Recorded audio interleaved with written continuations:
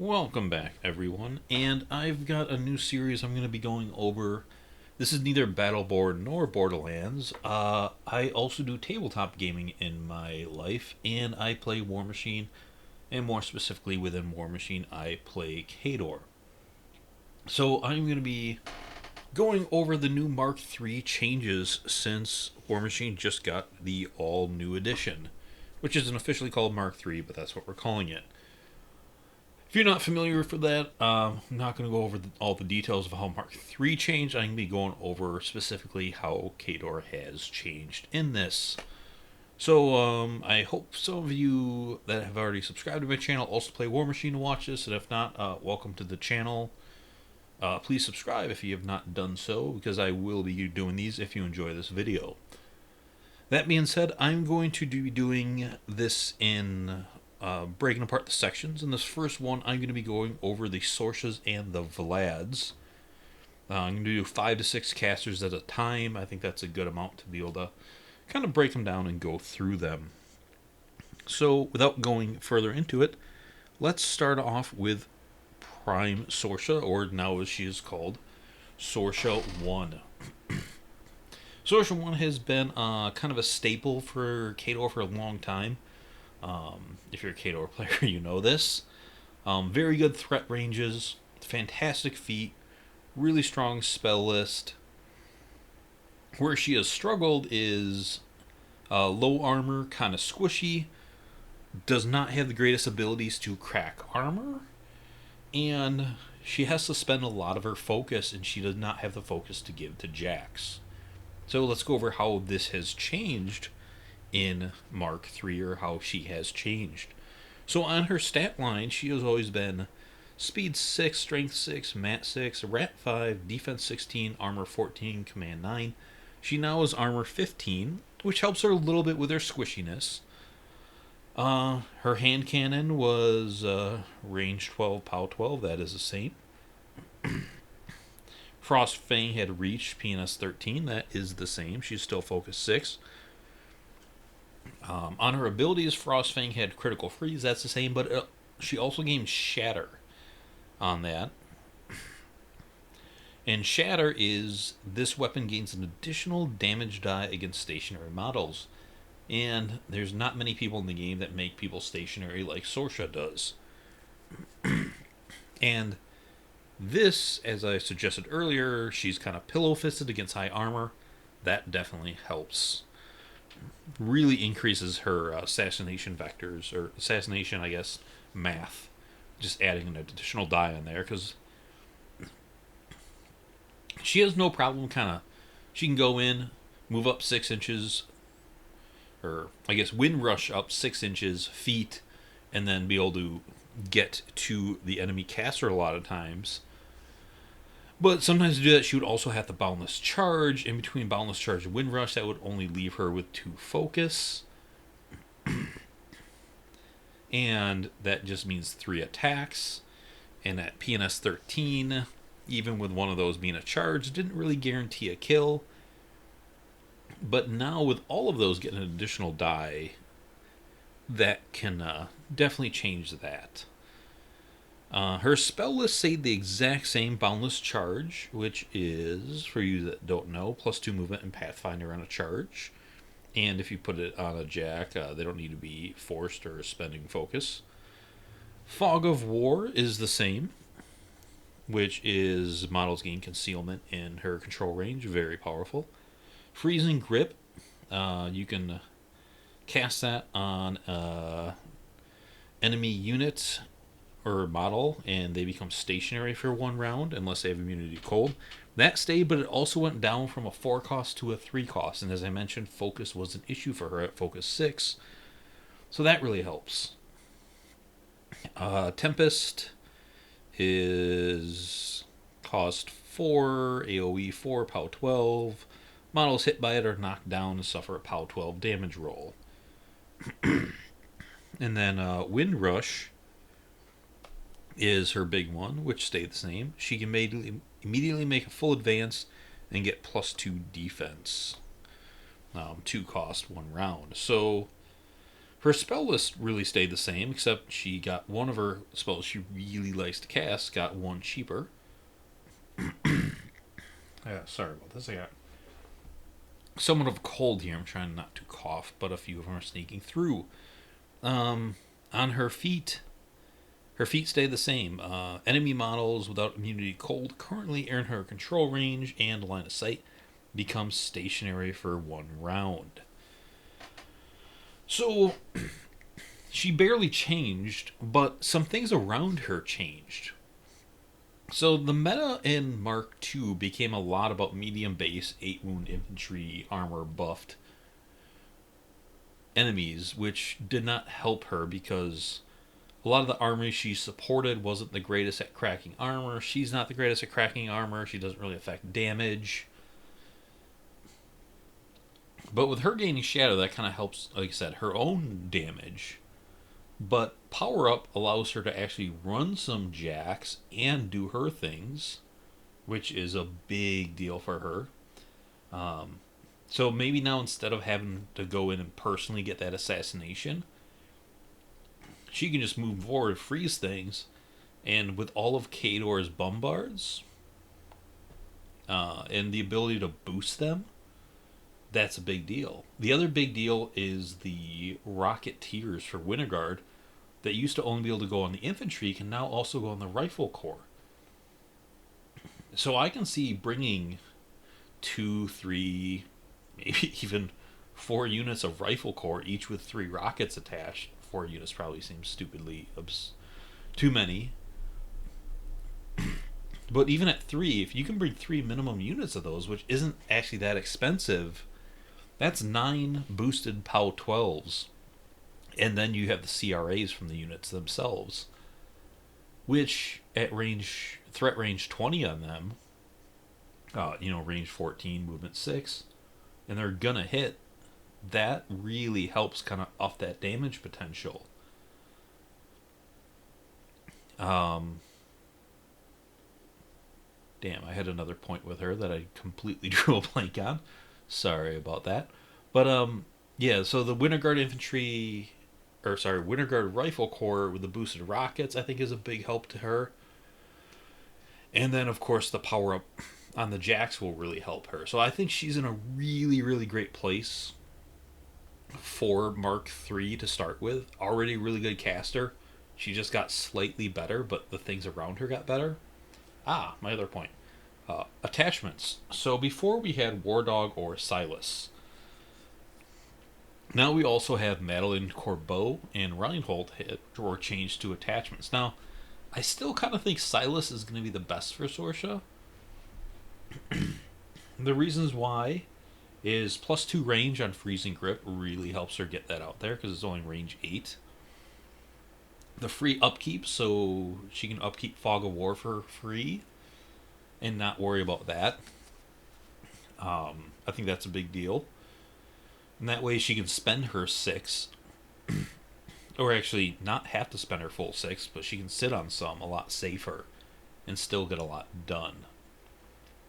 So, yeah, big fan of her in this Mark III. Moving on to the next caster then.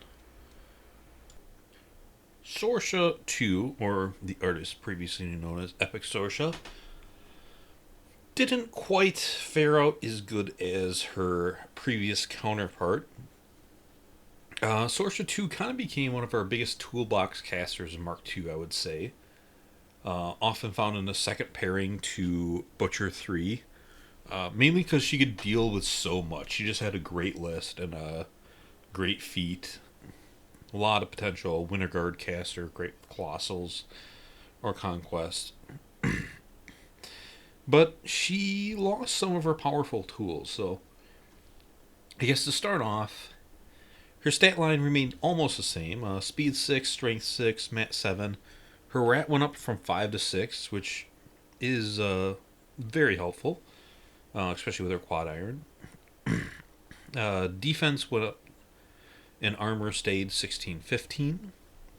Focus 6, 17 boxes. Sorry about that. I'm trying to get rid of my cold here. Quad Iron stayed range 10, POW 10, but instead of if you hit, you can make another shot up to 4, it's now just D3 plus 1. I don't know if this is better or worse, because at Rat 5, unless she made that unit stationary, which is putting a lot of resources in it, and it's only POW 10, rarely got the 4 shots off at Rat 5. At Rat 6, she's got a better chance of landing, and she can make them up to however many shots she gets out of it, but she might only get 2 shots, so it might be a wash there. Frostfang stayed about the same, but like Sorscha 1, it gained Shatter. Kept crit freeze, so she kept Desperate Pace, which is a star action where she can give +2 movement to a Winter Guard. But she lost the Elite Cadre, where friendly Winter Guard models with combined arms making a combined range attack could re-roll that attack once if they missed it. Now, I didn't really ever get to use that very often because between Joe and CRA, I didn't miss too many shots of CRAs. But when you did roll terrible, it did help. So it came up every now and then, but that's not a huge loss. But once again, with Rifle Corps gaining CRA, it kind of sucks that she lost that, because bringing 2 units of them doesn't sound like a terrible idea now for the new Death Star. Some people did bring 2 units of infantry with her before. So it's a loss, but it's not the end of the world. The thing that sucks is she lost her bond. Her Warjack bond used to read, basically if any models ended their activation within 2 inches of the Warjack her bond was on, they became stationary. This was really popular with Conquest, because it's really hard to one-round Khador Colossal. And 2 inches on a huge base is kind of a big deal. Now she has Freezer, which is kind of that same thing, but it's on her. And she's not exactly Butcher-like frontline caster, or even Vlad 3-like frontline caster. She can get in the mix a little bit, but you don't necessarily want it. Now, Freezer does work great with Shatter, so if someone comes in to attack her and fails, you'll be able to finish them off with her pretty easily. But I'd rather have the Warjack bond, so she's starting off a little bit behind already.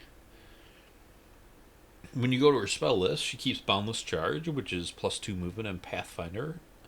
Non-upkeepable, costs 2. Very staple skill, really great. Cyclone, which is not as good as Windrush, but with that one, you make a full advance, ignoring free strikes, and at the end of the movement, you basically Thresher. Same cost 2, but it does not give you that defense buff like Windrush. Instead, you get the attack with Thresher. Iron Flesh changed from defense +3 defense and -1 speed to +2 armor and immunity to blast damage. Now, it's too early to tell how this is going to play off. Iron Flesh used to be a dominant spell, but then became less so with the infantry hate and the auto hits and the AoEs and the templates and so many ways to deal with things like Kayazi. I think Iron Flesh was still really good on Winter Guard infantry, because between that and Bob and Weave, you could make them insanely high defense. Iron Flesh is not going to be as good on the Winter Guard, because their armor's so low. If they get hit, they're pretty much dead anyways, other than blast damage. But I don't know, we'll see. It's definitely going to be better if she brings more Man of War lists.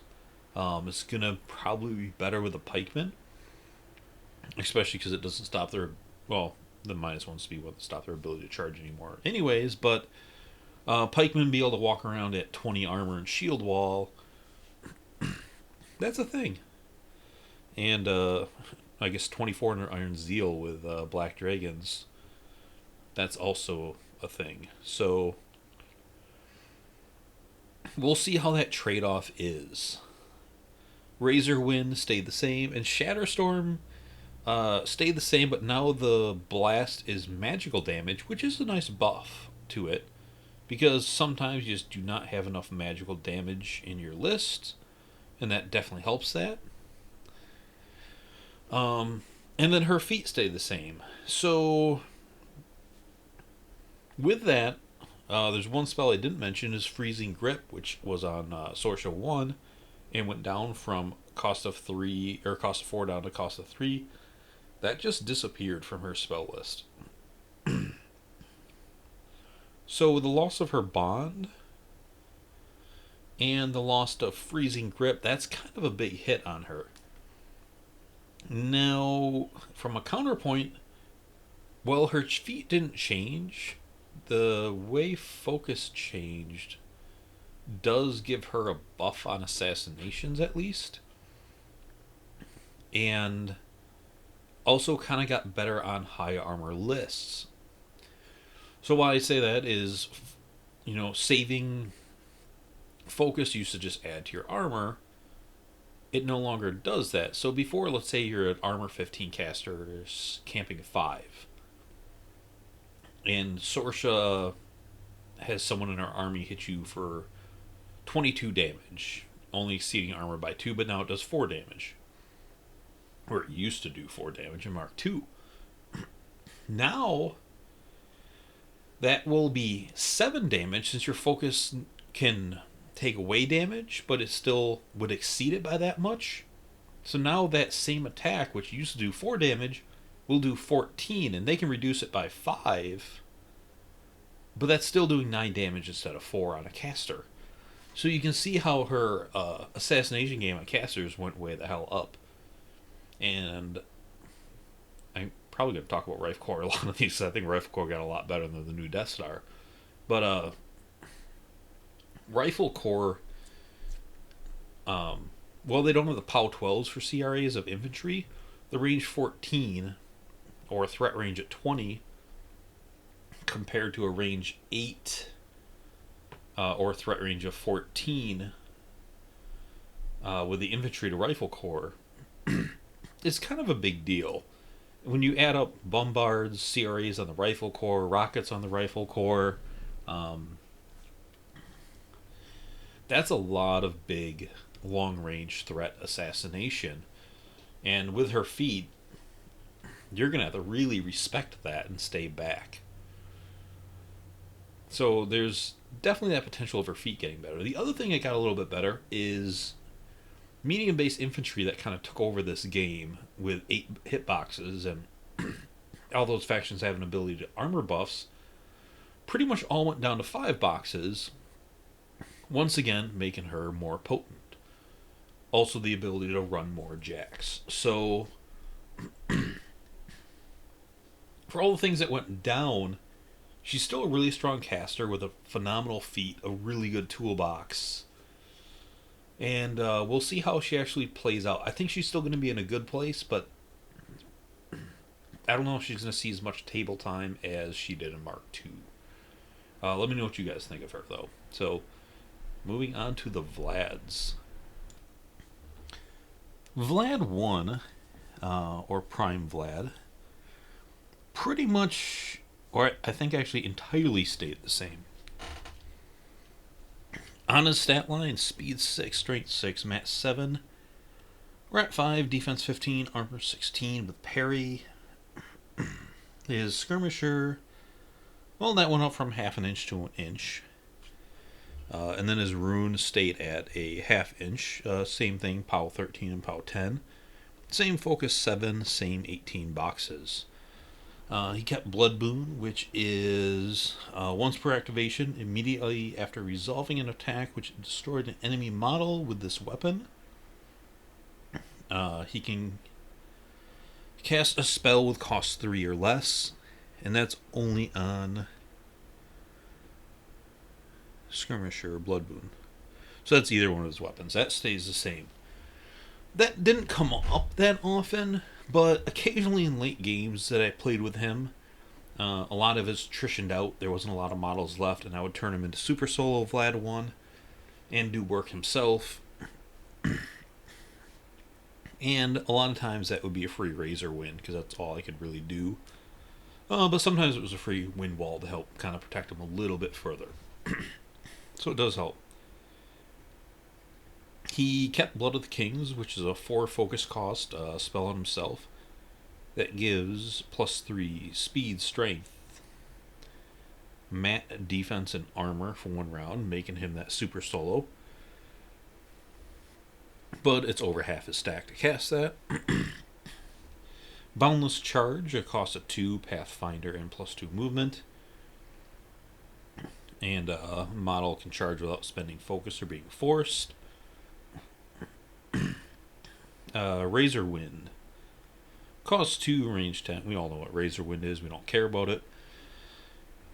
Signs Importance is a big spell. So SMP, everyone in his control area, which is a 14-inch bubble since he's focus 7, gets an additional die on attack and damage rolls, and then you discard the low die.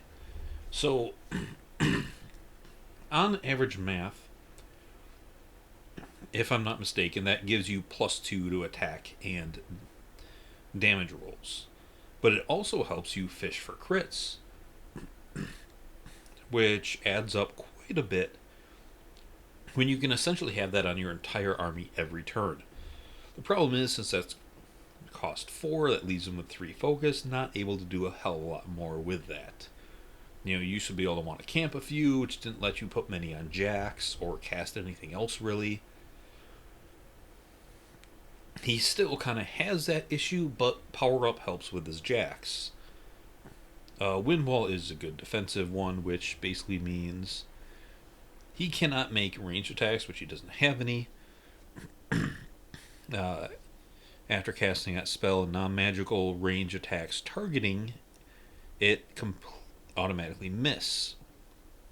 While completely within 3 inches of the spellcaster, other models cannot make range attacks, and non-magical range attacks targeting them automatically miss. But that's cost 3, so if you do that in SMP, he's got 0 focus left.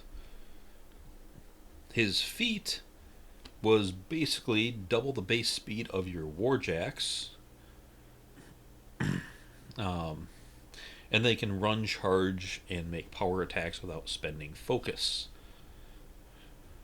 So this feat never really made sense on him, since his Signs Importance basically said you want to bring like this massive gun line with him and just shoot your enemies off the table, because you would never miss and you'd crank your damage rolls. It could also be work really well with certain infantry, but really mainly gun lines, I would say, because yeah, you don't have really defensive tech to deliver infantry with him, even though Doom Reavers are great under SMP if you can get them there. But now, with the more Warjack points, so you're just going to have more Warjacks in general, and the power-up, he can actually kind of afford to use his feat. Because even with 2 Jacks, let's see, what is his points again? Hold on. 28 points.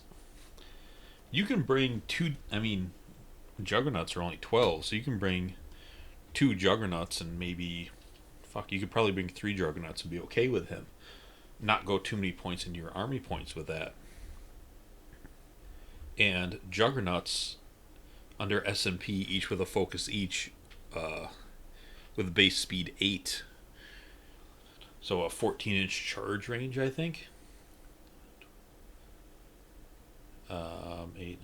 Oh no, sorry, just 12-inch. But still, if you can alpha with Juggernauts, that's a pretty big win. And now you can afford to put some focus on and cast Signs Importance and really crank him up. That's a big deal. So his feat just got better because of the new Warjack rules. His other spells remain awesome. He remains awesome. I see no reason why he will not be incredible.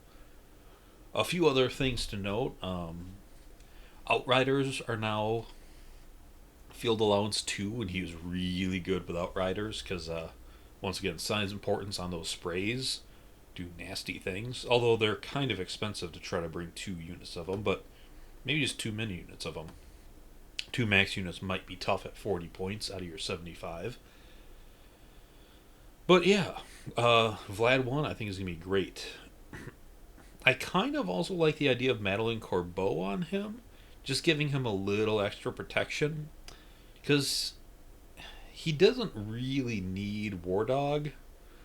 Um, and Corbeau will protect him against melee, I think, just as good as Ward. Well, almost as good. Not so much against Beast or Jax, but if you shouldn't let Beast or Jax get to Vlad because he is a backline caster. But Corbeau will kind of help defend him a little bit better. I mean, if you cast Wind Wall and have Corbeau on him, it's going to be really hard to attack Vlad at range. Basically, only casters are really going to be able to get to him at that point, which is still dangerous, but I think she's going to really help up his defensive game to stay alive. He doesn't need Silas at all because he doesn't really care about anything Silas does. So yeah, I think Corbeau is going to add quite a bit to him as well, making him even better. Next up, Vlad 2 or Epic Vlad, now known as Vlad 2. He had a lot more changes than Vlad 1, and he lost some things, gained some things, but I think he got better. And he was already really freaking good. His base stats, I think, stays the same. Speed 6, Strength 6, Mat 7, Rat 5, Defense 15, Armor 16. His sword stayed at Reach, so range 2, Power 14, Magical Weapon, Focus 7, 18 boxes. That is all the same. But when you get to his abilities, he's changed quite a bit. So he gained Great Power, which is a free upkeep, and that's a big deal because this Vlad has a lot of upkeeps, unlike Vlad 1. Might of Kings got worse. It used to be you gain +1 to speed, strength, defense, and command when you first got hit, and then when you went to a certain point, you get +2. Then we get that down to 5 boxes, +3 on all those. So really late game, if they didn't kill him in one hit and they kind of whittled him down, if he only had 5 boxes left, all of a sudden he's speed 9, strength 9, defense 19, no 18. Who cares about the command? That defense at just a defense 18 is really hard to hit. You go put him on some cover or something, and it's really, really hard to get to him. Now, sadly, but it's still okay. When he takes damage, it just goes to 2 strength and armor. That's it. There's no more tiers of it. So the armor thing's kind of okay though, because just putting him at armor 18 on a caster is fairly solid. So I don't really mind that, but I do miss the defense. So it's not quite as good, but it's still really good. He used to have defensive strike, where if an enemy advanced into and ends its movement in his melee range, he could immediately make one attack against that enemy, which made it hard for enemies to go up to him with warrior models. They could with their caster or a jack or a beast. Sometimes you might be able to cripple something, but yeah. Now, when he was, Might of Kings down to 5 boxes, then he can mess stuff up, but he lost that. Now he has Righteous Vengeance, which is if one or more friendly faction warrior models were destroyed or removed from play by enemy attacks within 5 inches of him during the last round, he can move up 3 inches and make a basic melee attack. That's still really helpful. It will help you with some movement shenanigans and, maybe kind of counter and kill something, but I think that's about a wash. Now, his sword used to have Balefire, which was an additional die against undead models, additional die and damage rolls, and now he's got Thresher. I think this is a win. Um, there's not a ton of undead models where he needed that additional die, or where that really came in useful. But Thresher is always good, and sometimes Vlad does like super solo. So that's pretty solid. Now on his spell list, he kept a sail,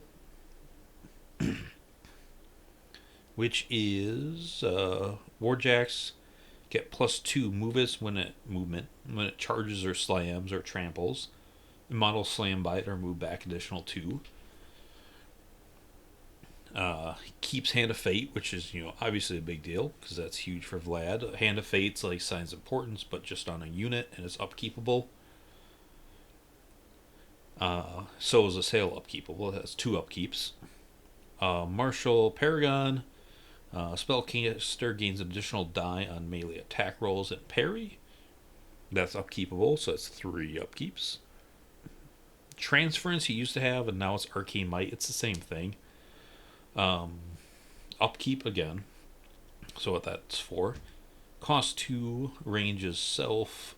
It's a control area. Well, in the spellcaster's control area, friendly faction non-warcaster warrior models can spend 1 focus point on the spellcaster to boost melee attack or melee damage rolls. That's a big deal. So keeping that's awesome. Great spell. Like I said, that's 4 upkeeps. And then Wind Blast changed and for the better. So Wind Blast was cost 2, range control, AoE 5. Lasts for 1 round. Before, you would place a 5-inch AoE anywhere in his control area. Any cloud effects overlapping it disappeared. And models in it would suffer -3 rat. Now, it does all of that, but models don't get the -3 rat. They just can't shoot. So the big deal with that is, at cost 2, he can put out 3 of those. Now, if you have those all maxed out at the edge of his control area at 14 inches, you have a 15-inch wide no-shoot zone. And the Colden Lord has an ability of his, instead of power-up, where his 9-inch control area bubble is also no-shoot. So, Vlad loves super solos. He's not really a range guy as much. He can with Hand of Fate. But he loves delivering super melee solos with his feet, which I'll get to next. So if you put out 3 of these Wind Blasts and have the Colden Lord there, you can have 15 inches wide and, God, deep as hell zone of just no shoot that goes 14 inches from the Colden Lord. Because 9 plus 5 is 14. Not a lot of models in the game can shoot over 14. Signar's got some snipe stuff with spells. But not even a ton. And to protect it even further, you could go and put out Kodiaks for your jack points. Bring 2 Kodiaks. Let them pop their clouds in front of the Colden Lord and Vlad. And they can't shoot down the Colden Lord. And you just have Doom Reavers sitting in that no-shoot zone, walking up, or Ulans, or Pikemen, or any of our scary melee threats. And you can just deliver them. This is going to say fuck you to gun lines like no tomorrow. And I wouldn't be surprised if it gets errated, because it seems kind of broken. Because that's a massive no-shoot zone. So his feat stay the same. Choose D3 plus 3 friendly faction non-character warrior models, and they get plus 3 to speed, strength, mat, rat, defense, and armor for 1 round. So once again, throwing that on Doom Reavers that you can easily deliver, who are normally speed 6, go up to speed 9. Then they can charge for 12, and they've got reach. So 14. inch threat range with them, and they've got Berserk, and that puts them up to Rat 10 and PNS 15, I believe. I think they lost one. That's huge. Or on Ulans, which are PNS 16 normally, and I think speed 8 with reach. So now they'd be speed 11, PNS 19. Man-O-War Dracoon is another favorite target for that, and now he is FA2, and that guy's a PNS 14 Weapon Master. That's speed 7 normally with reach, so he gets stupid threat range, and you rank 2 of those guys now, which is always one of the best targets. And with his shield, he's actually now armor 20 on his horse, so that puts him at armor 23 with 10 boxes on the horse. So after you get him in there, chances of them killing him the next turn is pretty low. And then he can be in there just messing things up again. Yeah, Vlad 3 got really good. So not only did his spell list and abilities improve, the FA2 going up on Dracoon helped. His ability to deliver Kayazi again are really scary with him as super solos, especially with the change to backstrike. You don't have to originate in the rear arc now, you just have to get to the rear arc. Kayazi Eliminators can easily get there, and they're some of the best feat targets. Kayazi gain backstrike, so they get an additional die on those, so they can go in, charge in, because they have parry, get to a back arc, and have 4 dice on the super solo with gang. Yeah. So yeah, Vlad 2, crazy good. Attachment wise, I think I'd go with Silas on him, because you should be able to keep him back there and safe easily. And with Silas, you can upkeep 2 of those spells,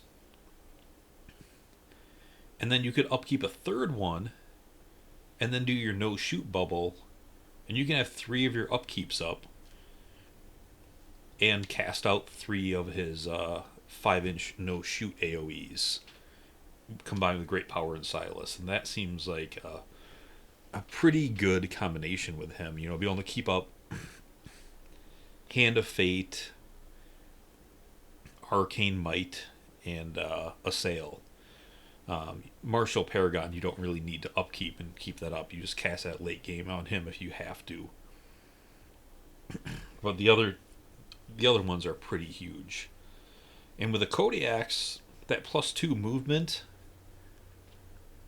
and the fact that you can trample them up to get further and then cloud it will help even more. So, yeah, I'm loving the combinations that Vlad 2 are going to be able to do. Hopefully you do too.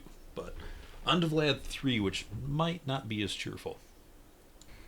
So, Vlad 3, definitely one of my favorite Khador Warcasters. There's something about his kit and playstyle that I absolutely love, but I'm a little concerned. So, Cav had some changes to it. And there's no longer light Cav and heavy Cav, there's just Cav. And all Cav gain reposition, and now they just have a number on it. Light Cav typically have more than heavy Cav. A lot of times it's 5 for the old lights and 3 for the old heavies. All Cav now, instead of +2 on charge attack rolls, have boosted attack rolls, which is slightly better. Less consistent, but slightly better, typically. They all have Combat Rider, where they can make mount attacks that they did not charge, which is good. But they lost Ride-By attacks, and Ride-By attacks, well, not on everything was awesome. On Vlad 3, because of Flashing Blade, you could, move 2 inches, get in range of something, melee, get it, move up, do your other melee, move up another inch, Flashing Blade, move up an inch, Flashing Blade, and just, you could Pac-Man through an entire unit and then be incredibly beefy. You can no longer do that. I mean, he kind of has some ways where you can still somewhat do it, but not quite the same. But some other things might have gotten better. So I guess let's just get into his actual card here. Stat-wise, I think he stayed the same. Speed 8, because he's on a horse. Strength 6, Mat 7, Rat 5, Defense 15, Armor 17, Command 9. His spear is still POW 12, Magical Range 2. His Huntsman still has the chain, so it ignores shields. PNS 13, but it's 1 inch instead of a ½ inch now, which is good. So that's slightly better. His mount still ½ inch range on all mounts and POW 12. Still 18 boxes, focus 7. Still is blood quenched, which is you get a cumulative +1 strength and armor for each living enemy model it kills with a melee attack. This might have gotten better because of the changes to focus. So, we know that you used to stack the focus you save used to just add to your armor, but now instead focus you have left over, you can spend 1 to reduce the damage you took by 5. So the cool thing about this, if he goes through and spends, let's say he's got 7 focus, he spends 5 focus and he kills 8 enemies with some of his shenanigans and flashing blade, he now gets +8 to armor, and the other 2 he can reduce 2 hits by 5. I think that actually benefits him. And not a lot of warcasters can still stack high armor because they can't focus where he can. So I think this actually makes him a little more durable, and that's cool. Relentless Charge, where he gets Pathfinder and a charge he still has. Combat Rider is no longer on his card because just all Cav have that. That's where combat action, where you didn't charge, you can make 1 melee attack with the mount. He gained reposition 3, which kind of helps him a little bit. Makes him a little more mobile. Brutal Charge, +2 to charge attack rolls damage on his spear, which he had before, which on a charge makes that 14. That is good. Crit knockdown on the mount he still has. So most of that stayed the same. Still his dash, which is cost 2. All friendly faction warrior models cannot be targeted by free strikes and get +1 to speed. That's always been huge. It's worded a little different now. Models gain parry and +1 speed. So that's a big deal. And parry's just no free strikes. Dash just really ends up helping him. If you haven't really used him a lot and it doesn't sound that impressive, it really is. I mean, the free strikes just let you do, or getting the parry lets you do so many things, but that extra 1 movement really does help just move your army, especially in a 14-inch bowl. Flashing Blade, which is our Butcher 3 love, you basically just Thresher for 1. Immediately makes a normal melee attack. Makes 1 normal. Oh, reading the old card. I'm going to read the new one. Sorry. The spellcaster immediately makes 1 basic attack with 1 of its melee weapons against each enemy model in line of sight that is in the melee's range. And the attacks are simultaneous. This is nice because, well, you can just basically Thresher, but his chain weapon is now 1 inch, which helps with that. So if you need to get around bucklers or you just need that extra POW, you have a better chance of using it. Hand of Fate, we've already covered that. That is awesome. Infernal Machines changed because it used to be Terror +2 mat and speed. Now it's Murderous and +2 speed, and Murderous is gaining additional die melee attack rolls against warrior models. So the +2 was against everything before a mat. Now, on Warjacks, you really needed that, but sometimes Beasts had some decent defense. But, I don't know, it's pretty close. And that's a 2 casting cost upkeep, so I'll call that a wash. Razor Wind he still has, and Windwall like Vlad, 1 that I discussed earlier, which again makes him a little bit more durable. Now his feat, well, in Vlad's control range, friendly faction warjacks and cav models gain sidestep and sprint. So sidestep, as you guys probably know, is +2 movement after attack hits, a melee attack, initial or special. I think before it just said, yeah, initial or special, say the same. After you resolve those, you can move another 2 inches. And then sprint is if you destroyed or remove from play one or more enemy models with melee attacks, you immediately make a full advance, and then activation ends. So, this got a little bit better for a few reasons. One, all Cav non-character went up to FA2. So that means 2 Man of War Dracoons, Greylord Outriders benefiting heavily from the bonus Cav stuff, especially the boosted attack rolls on the charge, can now actually kill enemies on charges with some reliability, and they have access to Battle Wizard from Colden Lord. More jack points with power up means he can run multiple jacks to take advantage of this.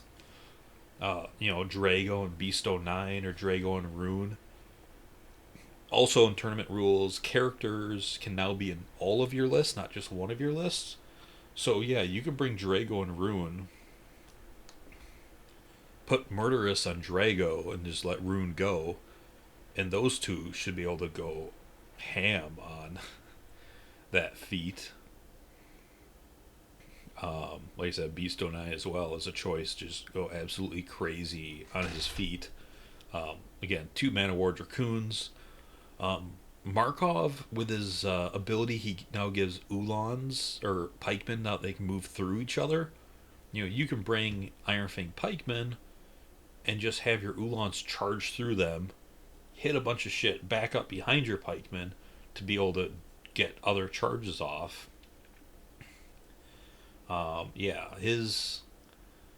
He just got better tools to work with on his feet, and before his feet was kind of limited.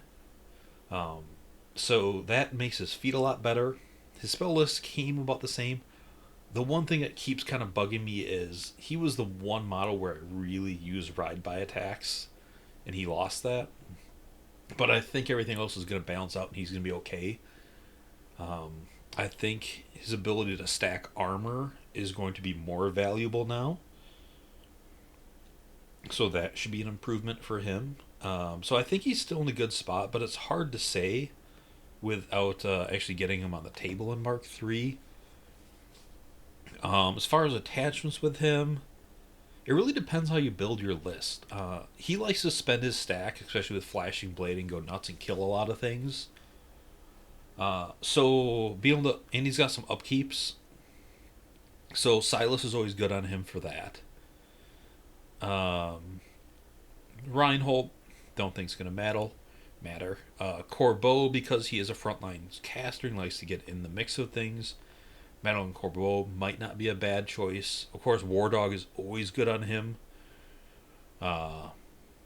Because, again, he's going to be a frontline caster and just upping his defense against melee strikes, putting him at defense 17, armor 17, and then he can stack his armor higher. That really ups his survivability, so I'm not sure. It depends how you build your list to which attachment you're going to take. But I think just the changes to Khador, the extra jacks, the extra Cav models is definitely going to make him a stronger feat caster. And his feat was one of those things before that when it worked, it really worked well, but there's a lot of games where it just didn't do much.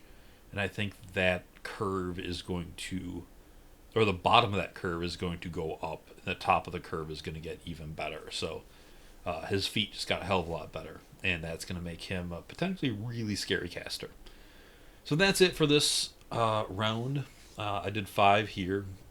I think we have 17 casters to cover, so I'll do 5, 6, and 6.